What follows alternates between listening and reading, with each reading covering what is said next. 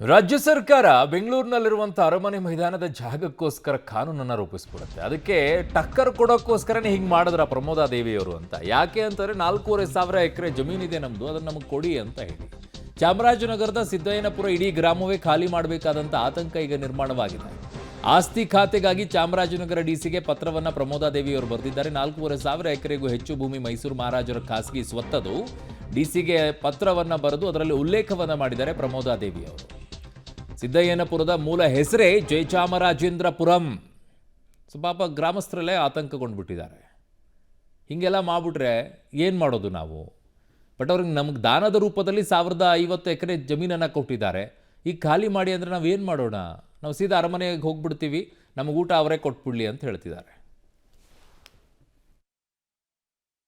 Sir, Pramoda ದೇವಿಯವರು ಇವಾಗ ಎಚ್ಚೆತ್ತಿದ್ದಾರೆ ಏನಾಗದೆ, ನಮಗೆ ಜಯಚಾಮರಾಜೇಂದ್ರ ಒಡೆಯರೇ ದಾನ ಕೊಟ್ಟಿರೋದು. ಆ ಕಾಲದಲ್ಲಿ ಇವರೆಲ್ಲ ಬಚ್ಚಗಳು. ನಾವು ಬಂದೇ ಸಾಮಾನ್ಯವಾಗಿ 50 ವರ್ಷ ಮೇಲಾಯಿತು.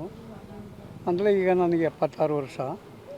ಲಾಗಾಯತಿನಿಂದ ಇಲ್ಲೇ ನಾವು ಜೀವನೋದ್ಧಾರ ಮಾಡಿಕೊಂಡು ಏನೋ ಮನೆ ಕಟ್ಕೊಂಡು ಏನೋ ಎಲ್ಲ ಥರದಲ್ಲೂ ನಮಗೆ ಉದುವು ಮಾಡಿಕೊಟ್ರು. ನಮ್ಮ DS ಚನ್ನಂಜನವರು ಹೇಳಿದಾಗೆ ನಮಗೆ ಮುಖಂಡರುಗಳಿದ್ದರು. ಆ ಮುಖಂಡರುಗಳು 3-4 ಜನ ಸೇರಿ ಇಲ್ಲಿ ಒಂದು ನೆಲೆಗೊಂಡು ನಮ್ಮನ್ನು ವಾಸಸ್ಥಾನಕ್ಕೆ ಅನುಕೂಲ ಮಾಡಿಕೊಟ್ಟಿದ್ದಾರೆ. ನಾವು ಇದ್ದೀವಿ. ಈಗ ದಿಢೀರಂಥ ಈ ಜಮೀನುಗಳೆಲ್ಲವೂ ದುರಸ್ತಾಗಿದೆ. ಅವ್ರು ಹೇಳಿರ್ಬೋದು ಸರ್. ಹಿಂದೆ 1950 ನಾವೆಲ್ಲ ರಾಮಸಮುದ್ರದ ಹರಿಜನರು ಸರ್. ಅಲ್ಲಿಂದ ನಾವು ಇಲ್ಲಿಗೆ ಬರಬೇಕಾದ್ರೆ ನಮಗೆ 4 ಜನ ರೂವಾರಿಗಳ ಕಾರಣ ರಾಚನವರು, ದೇವಣ್ಣವರು, ಬಸವಣ್ಣವರು, ಮಾದಪ್ಪನವರು ಇವರು ಬಂದು ನೆಲೆಗೊಂಡಿಸಿ ಎಲ್ಲರಿಗೂ 4 ಎಕರೆ ಜಮೀನು ಕೊಡಿಸಿ